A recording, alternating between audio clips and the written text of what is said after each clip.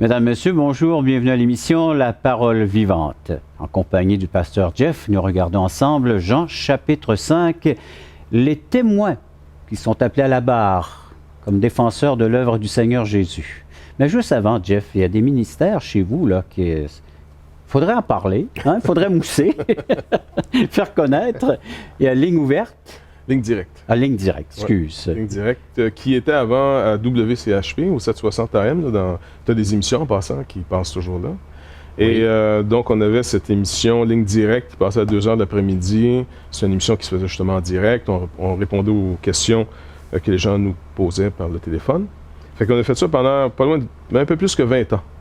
Puis après, on a arrêté. Puis là, on a repris le modèle, mais une demi-heure seulement sur le web. Donc, finalement, c'est comme ça qu'on a travaillé ça. Mais Réal aussi, pasteur Réal Gaudreau, a commencé lui aussi une autre émission qui s'appelle « Des idées des hommes ». Et là, il donne tout un peu l'effet des pensées sur le comportement d'aujourd'hui. Très intéressant. Et ça c'est diffusé quand? D'abord, on peut l'avoir par Internet. Donc, c'est n'importe quand. Soit le site labibleparle.com ou toutchrétien.com. Donc, c'est dans ces sites-là maintenant. Voilà les références pour le ministère. Aujourd'hui, on regarde les témoins que le Seigneur appelle à la défense de son œuvre. C'est le thème que nous abordons aujourd'hui à l'émission La Parole Vivante.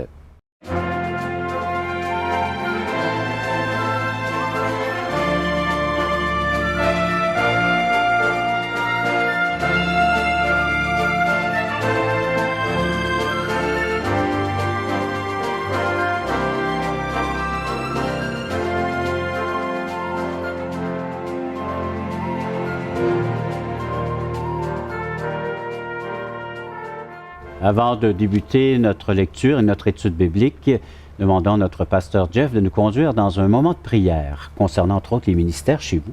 OK, merci. Seigneur, merci de bénir encore une fois ce temps qu'on a ensemble. Et à cause de ton nom, Seigneur Jésus-Christ, à cause de ton œuvre à toi, merci de ce que le Père nous dirige et que le Saint-Esprit nous a été accordé, toujours sur la base de tes mérites, Seigneur Jésus. Donc, on te demandera encore aujourd'hui de nous accorder cette parole qui est la tienne. Adresse-toi à nous, Seigneur Dieu, que tu puisses illuminer dans notre entendement ces paroles qui sont les tiennes pour qu'on puisse marcher dans la vérité. Merci de bénir aussi notre travail devant toi, Seigneur Dieu, que ce soit cette émission ou encore des émissions comme Ligne directe ou les idées des hommes, les moyens qu'on cherche, Seigneur Dieu, pour proclamer ta parole, car on sait que tu fais toutes choses par la parole de Christ. Alors, merci de nous donner encore de contribuer à cette parole. Bénis nos autorités civiles qui permettent à ce qu'on soit bien, qu'on mène une vie paisible, tranquille, en toute piété devant toi, ce qui t'est agréable, toi qui es sauveur de tous les hommes, qui veut que tous les hommes soient sauvés. Alors Seigneur, merci de bénir ce temps dans le précieux nom de Jésus. Amen. Amen, merci Jeff. Je suis toujours étonné de voir comment le Seigneur, par tous les moyens, est prêt à utiliser pour atteindre un plus grand nombre de la population. Oui. On voit que Dieu s'intéresse à nous, et Dieu a un message important, puis il veut le diffuser, entre autres par les émissions Paroles Vivantes. L'Écrit nous a laissé ce saint livre, les Saintes Écritures, la Bible. J'espère que vous avez une portion à la maison, sinon vous pourrez nous en faire la demande, elle est tout à fait gratuite, celle que nous vous offrons. Ou encore, on peut rappeler que c'est la portion des Écritures qu'on a donnée depuis plusieurs années. Oui, c'est vrai, les évangiles. L'évangile de Jean qu'on a distribué dans je ne sais pas combien de foyers. Pendant des festivals et des campagnes, les caravanes de l'espoir, des milliers. Donc, essayez de retrouver ce petit fascicule quelque part chez vous, l'Évangile selon Jean. C'est ce que nous sommes en train de regarder ensemble. Et puis, vous avez peut-être... pas pu regarder les émissions précédentes, mais sur toutchrétien.com ou espoir.ca, vous pouvez voir les archives depuis Jean chapitre 1 jusqu'à aujourd'hui, Jean chapitre 5, verset 30. Oui. Je vous en fais la lecture. Le Seigneur qui parle, qui répond à ce qui se passe entre lui et les chefs religieux, et il dit « Je ne puis rien faire de moi-même, d'après ce que j'entends. Je juge et mon jugement est juste, parce que je ne cherche pas ma volonté, mais la volonté de celui qui m'a envoyé. Si c'est moi qui rends témoignage de moi-même, mon témoignage n'est pas vrai. Il y en a un autre qui rend témoignage de moi, et je sais que le témoignage qu'il rend de moi est vrai. » Et là, il va énumérer plusieurs témoins concernant sa personne et son œuvre. Mais il cite ici un texte qui dit « Si je suis le seul comme témoin, bien, ça n'a aucune valeur. » il va le dire à d'autres reprises, aussi dans Jean 8, il va redire un peu encore la même déclaration. Mais ici, le Seigneur, encore une fois, fait référence aux Écritures, parce qu'il vit selon les Écritures, il est la parole de Dieu. Et le Seigneur nous rappelle que quand on fait un jugement, spécialement quand c'était temps de condamner quelqu'un, le fardeau de la preuve reposait sur l'accusateur. Et il devait avoir des preuves et des témoins. Donc, 2 témoins au moins. Par exemple, pour la peine capitale de l'époque, là, il fallait au moins 2 témoins oculaires qui avaient finalement vu et entendu pour que ça puisse être reçu. Donc, et c'est là-dessus que notre droit est encore basé aujourd'hui. Normalement, les gens, à cause du contexte biblique ici que nos nations ont hérité, nous sommes innocents jusqu'à preuve du contraire. Et le fardeau de la preuve repose toujours sur l'accusateur. Donc, ça demeure ici même pour le contexte de Jésus. Donc, Jésus fait des références ici à l'Ancien Testament. Oui, entre autres le Lévitique. Et puis, il fait aussi référence à une autre portion des Écritures dans les Proverbes. Laisse un autre faire ta louange. Ou en d'autres mots, laisse un autre parler de toi. Une autre bouche parler de toi. Oui, parce que c'est vraiment une discipline qu'on doit développer. Parce que il y a des gens qui ont le don de toujours mettre de l'avant ce qu'ils font. Hein? Ils vont dire, mais écoute, si j'en parle pas, personne ne va être au courant. Mais si personne n'en parle, c'est peut-être pas intéressant. Donc, on laisse les autres, au fond, faire notre louange. Et le Seigneur, ici, seul l'applique, en d'autres mots, ici. Comme il dit, si je parlais que de moi-même, pour moi-même, ben vous auriez raison de ne pas recevoir mon témoignage. Mais c'est pas moi qui rend témoignage de moi. Et là, justement, il va appeler les témoins. C'est bien tout d'abord, il mentionne le Père. Parce qu'il dit, moi et le Père, encore une fois, il parle de cette unité entre eux. Et il va rappeler que le Père rend témoignage de lui, entre autres par les œuvres. Nous reconnaissons que tu es un docteur venu de Dieu, car personne ne peut faire ces choses si Dieu n'est avec lui. Qui a cité ça? Monsieur Nicodème. Oui, Monsieur Nicodème. Un homme très orthodoxe de l'époque. Donc, ils sont obligés de reconnaître que ce que Jésus est en train de faire, et on se rappelle qu'on a trouvé une petite expression pour comprendre le ministère de Jésus avant la résurrection. Donc, tout ce que Jésus fait, c'est des œuvres d'une réalité avant-dernière. Ils sont tous temporaires. Ils sont là pour instruire. Ils sont là pour nous montrer qu'il va faire, en image, là, c'est les miracles qu'il fait, la réalité s'en vient. Et cette réalité, c'est son œuvre accomplie à la croix du Calvaire, sa mort et sa résurrection. Et là, ici, il va donc citer les témoins à la barre. Vous avez certainement des réactions, des paroles à nous partager suite à ce que vous venez d'entendre. Vous pouvez le faire à l'instant même en composant le numéro de téléphone 1-877-L'Espoir, 1-877-537-7647 ou via nos sites espoir.ca ou toutchrétien.com. Après la pause, on regarde cette liste de témoins. Bob Dylan qui dit qu'il croit en Jésus-Christ. Oui. Moi j'étais tellement content, j'avais l'impression qu'un allié de taille s'en venait dans l'œuvre de Dieu.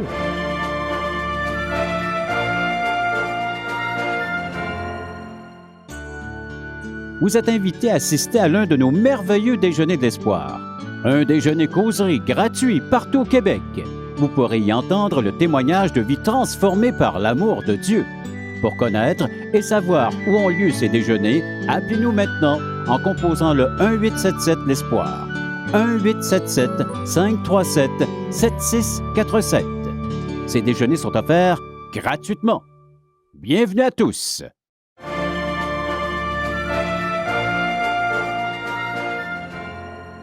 Nous étudions la parole de Dieu. Rajoutons un autre texte, Jean chapitre 5, cette fois les versets 33 jusqu'à 38.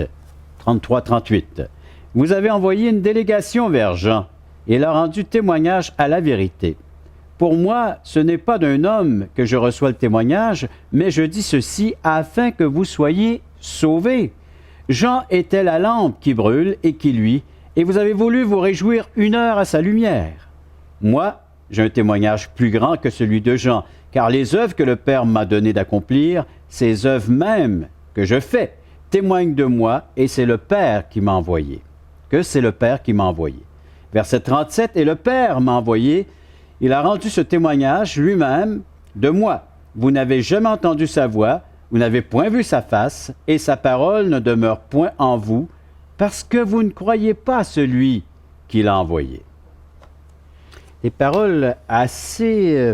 qui ont un poids, hein, c'est assez pesant là, comme parole, là. Ça a toute une portée. Oui.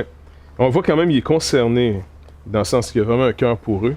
Mais le Seigneur, il va nous manifester quelque chose d'assez intéressant. L'apôtre Paul vit un peu, parce que c'est un disciple du Seigneur, mais il va vivre un peu ce que le Seigneur vit devant la réalité de son Père. Il a une compassion pour les perdus, Oui. même s'il sait que certains vont rester dans leur résistance.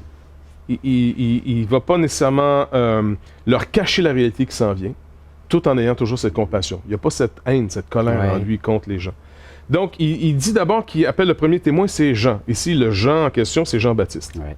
Jean-Baptiste, pourquoi il le cite? Il dit en passant, c'est pas d'un homme. C'est pas parce que je le prendrai pas nécessairement d'un homme, mais je le prends parce que je le sais que pour vous et pour la population, cet homme a été véritablement reconnu comme un prophète.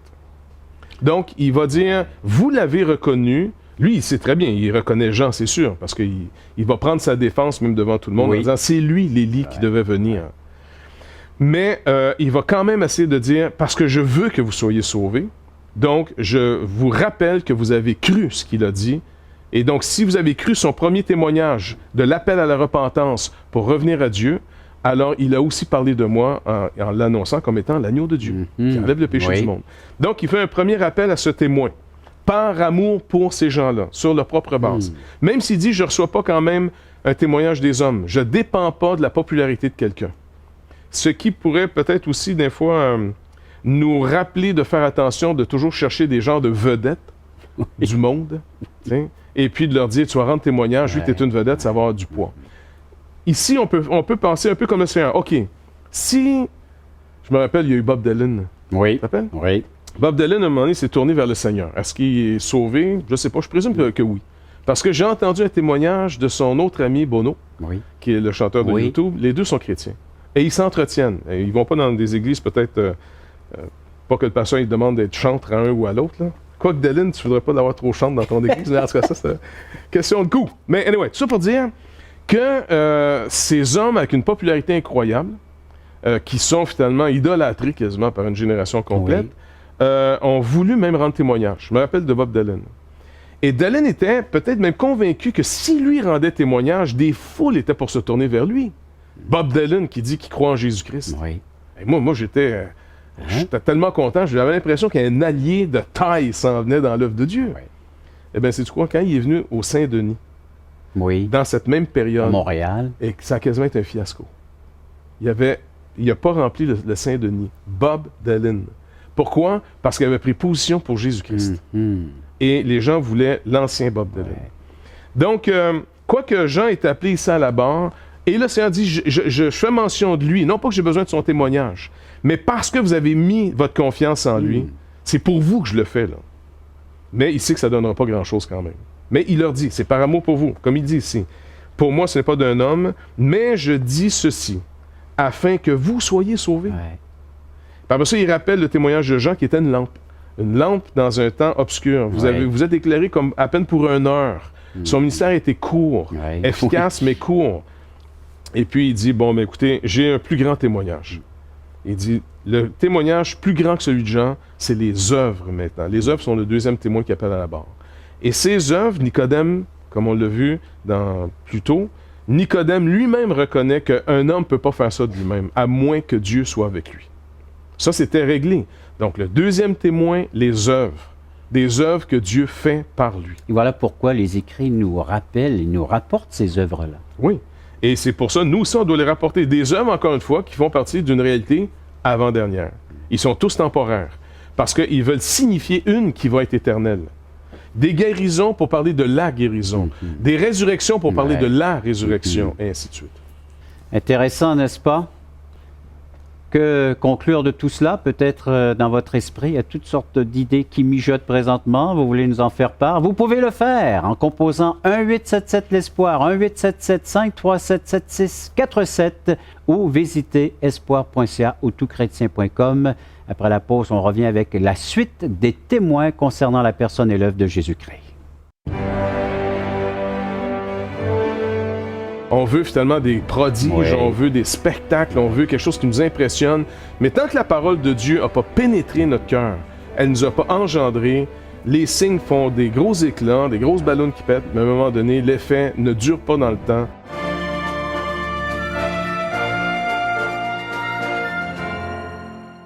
Nous vous invitons à nous contacter pour recevoir gratuitement de la littérature. Vous recevrez le Nouveau Testament, une portion des Écritures relatant la vie de Jésus, ainsi que l'Évangile de Jean qui parle de comment connaître Jésus et sa merveilleuse promesse. Un tract, Aujourd'hui l'espoir, c'est Jésus seul. Et finalement, un livre de relations d'aide sur la Bible de June Hunt qui nous parle que la Bible est la source suprême de la révélation du sens de la vie. Alors n'hésitez pas à appeler, c'est gratuit.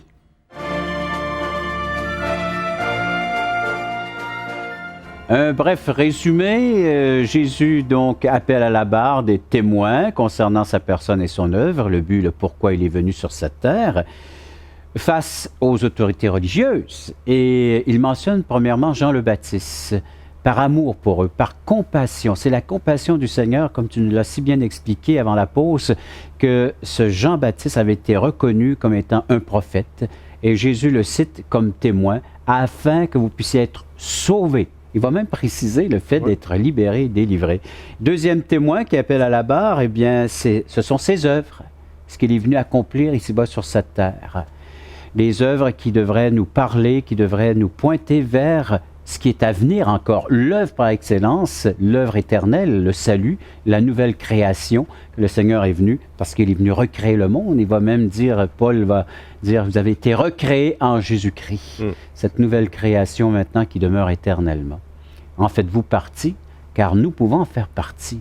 C'est la grâce là, qui nous est accordée. Exactement. Et que dire de plus sur ce dernier témoin, les œuvres? Ben, les œuvres nous amènent inévitablement à, encore une fois, réaliser que ce que Jésus fait, et c'est intéressant que Jean, souvent c'est peut-être mal traduit dans nos Bibles, entre autres dans l'Évangile de Jean, par miracle. Oui. C'est Siméon, c'est ça, c'est signe qui serait le meilleur signe. Signe parce que les œuvres qu'il fait, les miracles qu'il fait, ce qu'on appelle nous des miracles, les signes, sont pour signifier, sont pour pointer, parler de quelque chose. Donc tout ce qu'il fait, que ce soit le vin qui est transformé, l'eau en transformée en vin, c'est-à-dire que ce soit les guérisons, les résurrections, que ce soit même la multiplication du pain, bref, tout ce qu'il va faire. Jean dit, c'est des signes. On devait comprendre que ces œuvres étaient d'abord faites par le Père, qui est le troisième témoin là-bas. Donc c'est le Père, il dit, et le Père qui m'a envoyé. Juste en parlant des signes, comme tu allais mentionner, Siméon s'est arrêté aux signes. C'est ça. Ouais. Ben, Siméon veut dire un signe. Voilà. Donc, ça veut dire qu'il ne veut pas faire des prodiges. Il ne veut pas convaincre les gens en les épatant. OK? Parce que les magiciens font ça. Il y en a un, par exemple, Simon, justement, de magicien dans des actes. Lui, il était appelé la grande puissance. Ouais. C'est le titre qu'il se donnait. Exact. Parce qu'il impressionnait des foules par... Je ne sais pas comment il faisait ces trucs-là, mais il impressionnait. Ouais. Et le danger pour nous dans l'Église aujourd'hui, c'est de ne pas se contenter de rester dans le signe et de commencer à vouloir épater la galerie. Et malheureusement, il y a ce problème-là encore chez nous, chez les évangéliques, où les gens s'attardent aux signes. On veut finalement des prodiges, on veut des spectacles, on veut quelque chose qui nous impressionne. Mais tant que la parole de Dieu n'a pas pénétré notre cœur, elle ne nous a pas engendré, les signes font des gros éclats, des grosses ballons qui pètent, mais à un moment donné, l'effet ne dure pas dans le temps. Les épreuves vont révéler qu'il ne s'est rien passé, sinon qu'on était juste impressionnés. Ce que Jean lui-même va nous montrer un peu plus tard. Les disciples eux-mêmes, après la multiplication du pain, Marc nous rappelle, leur cœur était resté insensible, dur. Donc, puis pourtant, il était impressionné. Oui. Donc, être impressionné ne veut pas dire qu'on était encore touché par la parole de Dieu. Le signe signifie quelque chose. Le miracle doit devenir parole de Dieu et non pas un phénomène qui s'est passé. Sinon, il ne s'est rien passé. Donc, les œuvres, inévitablement, témoignent de lui que c'est le Père qui l'a envoyé. Encore une fois, les autorités religieuses de l'époque l'ont reconnu. Tu es un docteur venu de Dieu parce qu'un homme ne peut pas faire les œuvres que tu fais si Dieu n'est avec lui. Parfait. Et donc, il appelle le troisième témoin le Père. Le Père, lui aussi, il l'appelle à la barre comme témoin. Et le Père qui m'a envoyé a rendu lui-même témoignage de moi. Vous n'avez jamais entendu sa voix, vous n'avez point vu sa face. Et pourtant, il nous est dit, parce que toutes les fois qu'on a entendu la voix de Dieu dans l'Ancien Testament, c'était donc le Fils. Parce que finalement, sur le Sinaï, ils ont entendu cette voix. Donc, c'était le Fils. Parce qu'il dit, vous n'avez jamais entendu sa voix. Qui fait connaître le Père? Qui est l'intermédiaire du Père? Sinon, le Fils. Le Fils est venu le faire connaître. Et la seule fois que le Père a parlé, on pourrait dire que ce n'était pas le Fils, c'est quand le Fils était au baptême. Voici mon Fils bien-aimé en qui j'ai mis toute mon affection. Et plus tard, cette même voix revient sur le mont de la Transfiguration voici mon fils en qui j'ai mis toute mon affection, et il ajoute un petit peu, écoutez-le. Il transfère dorénavant le jugement au Fils. La parole de Dieu va devenir pour nous maintenant dans la Nouvelle Alliance la parole de Christ. Oui. La foi vient de ce qu'on entend vient de la parole de Christ. Donc, il est en train ici de nous dire, le Père est en train de lui remettre toutes choses. C'est pour ça que quiconque croit en sa parole, croit en celui qui l'a envoyé et donc a la vie éternelle. Mais si je ne crois pas, s'il y a des gens qui disent, moi, je pense que Jésus, c'est un bon enseignant, c'est un bon prophète, je crois en Dieu aussi, mais je pense pas que Jésus, c'est Dieu, alors ces gens-là viennent de manifester clairement par leur parole qu'ils ne sont pas régénérés. Ils ne sont pas sauvés. Parce que une personne de sauvée, c'est clair, c'est une personne qui a reconnu qui est ce Jésus qui fait ces miracles. Qu'allez-vous faire, vous qui êtes à l'écoute de cette émission, de cet enseignement, de cette parole qui donne la vie, qui a la capacité de faire de vous une nouvelle création, recréant la personne de Jésus-Christ? C'est à vous d'y adhérer par la foi, d'y avoir une entière confiance. Vous aimeriez nous partager ce que vous vivez présentement? Vous pouvez le faire en composant le 1-877-L'Espoir, 1-877-537-7647 ou via nos sites espoir.ca ou toutchrétien.com. Après la pause, on revient avec la conclusion de cette émission. Tout ce que Jésus fait n'est pas pour régler un problème immédiat. Il n'est pas venu par la multiplication du pain devant la foule régler la faim dans le monde.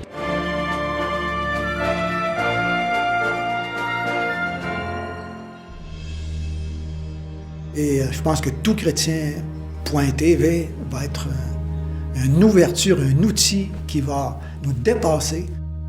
Et tous les espoirs sont permis. Toutchrétien.com est donc là pour rester et grandir. Ce grand portail constitue en lui-même une plateforme unique d'études et d'échanges entre les chrétiens du Canada francophone et de la francophonie tout entière. Toutchrétien.com, un vecteur d'évangélisation unique au service de l'Église de Jésus-Christ. Pour les gens qui ont envie de vivre une relation avec Jésus-Christ, je crois que là, ils vont trouver quelque chose qui ressemble à leur temps et qui répond à des besoins de tous les membres de leur famille.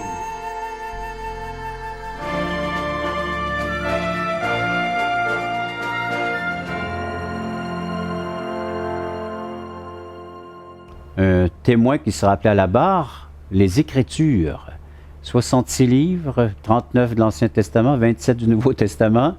Toute cette inspiration, ces écrits-là, le Seigneur les appelle à venir à la barre pour témoigner de sa personne et de son œuvre. Une parole vivante. C'est l'apôtre Pierre qui va l'appeler la parole vivante et il comprend et saisit bien la profondeur de ce texte qui donne la vie. Le Seigneur va appeler ces textes, et tu nous l'as si bien dit dans les émissions précédentes, ce sont des textes qui parlent de Jésus, qui s'adressent à Jésus. Oui. Qui le dévoile, qui le manifeste, qui le signe, qui l'identifie. C'est pour ça que Jésus, dans les miracles qu'il fait, signe ce qu'il est. Je suis la vie. Donc, il va dire ça à un mort. Et pour qu'on comprenne que c'est pas simplement une métaphore ou que Jésus est un genre de petit poète, tu comprends, qui essaie de faire de la poésie. Des jeux avec les mots. Oui, il va dire non, je suis littéralement la vie et la résurrection. Et donc, qu'est-ce qu'il fait? Il attend que, par exemple, un de ses amis meure, bien mort, un mort, dans le sens 4 jours. Oui. Il est en décomposition, il pue. Donc, il le ressuscite. Pourquoi? Il ne veut pas impressionner la galerie. C'est encore une œuvre d'une réalité avant-dernière. Et il va le dire à ses disciples. Oui. Que cette œuvre pour la gloire du Père. C'est pour vous en plus. Oui. C'est à cause de vous. Donc, tout ce que Jésus fait n'est pas pour régler un problème immédiat. Il n'est pas venu par la multiplication du pain devant la foule régler la faim dans le monde. Non, parce que la foule va même courir après lui pour qu'il puisse devenir le supermarché. Exactement. Mais il va dire non, c'est pas mon but. Là, il dit aujourd'hui, je vous donne ma chair. Ouais. Le but de ce pain-là, c'était de vous amener à moi qui suis le véritable pain qui descend du ciel. Donc, le pain, ça veut dire quoi? Quand il a fait la multiplication du pain dans ce lieu isolé, qu'on va voir plus tard, ben, c'était pour encore leur faire vivre ce que leur père avait vécu dans le désert avec la manne. Vos pères n'ont pas mangé le pain du ciel. C'est moi le pain du ciel. C'est une image. C'est moi l'eau.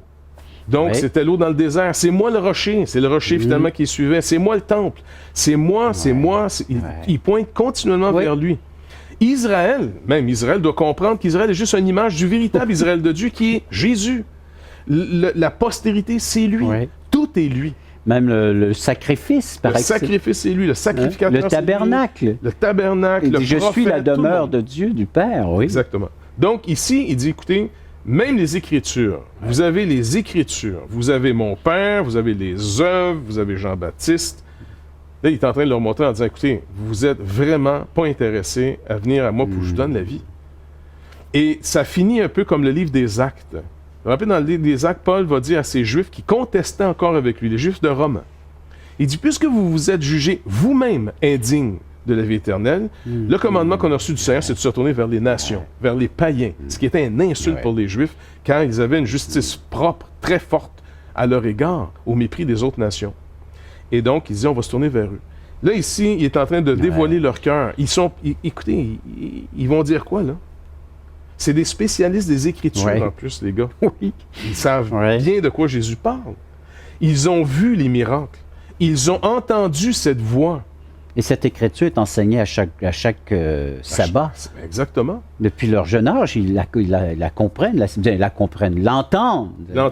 Oui. Ils veulent bien la comprendre, malheureusement, comme ils veulent la comprendre. Ouais. Et ça, c'est quand même un piège dans lequel nous-mêmes, on peut tomber. Ouais. Est-ce qu'on lit les Écritures pour ce qu'ils disent? Ou est-ce qu'on lit les Écritures pour ce qu'on veut qu'ils nous disent? Tiens, ça, c'est une autre histoire. Ça, on verra C'est la ça la question qu'on prochaine. pose à nos gens, là, à l'instant même. Hein? Vous lisez la parole de Dieu, dans quel but? Est-ce que le Seigneur est en train de vous dire « Je suis le chemin, la vérité et la vie. Nul ne vient au Père que par moi. » Vous pouvez emprunter ce chemin à l'instant même et vivre, expérimenter cette relation, cette intimité avec Dieu par l'entremise du Fils qui est venu nous révéler le Père. Sans moi, il dit, vous ne pouvez rien faire. Donc voilà pourquoi, en ce qui a trait à cette nouvelle création, cette nouvelle existence, l'éternité est à votre porte, à vous de l'accepter, de l'accueillir, et ce nouveau monde que le Seigneur est en train de créer. Merci, Jeff, de ta participation à l'émission La Parole Vivante. Merci d'avoir été à l'écoute de cette autre émission. Correspondez avec nous via le téléphone, via l'Internet, à la prochaine émission de La Parole Vivante.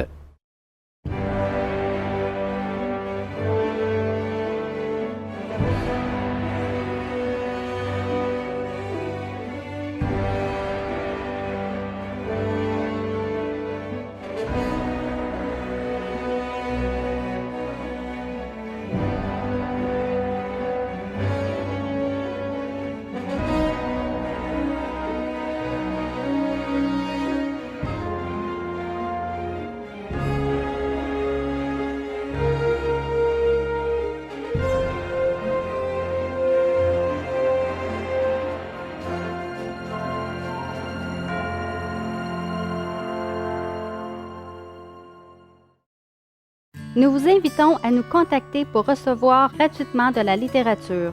Vous recevrez le Nouveau Testament, une portion des Écritures relatant la vie de Jésus, ainsi que l'Évangile de Jean qui parle de comment connaître Jésus et sa merveilleuse promesse. Un tract, Aujourd'hui l'espoir, c'est Jésus seul. Et finalement, un livre de relations d'aide sur la Bible de June Hunt qui nous parle que la Bible est la source suprême de la révélation du sens de la vie. Alors n'hésitez pas à appeler, c'est gratuit.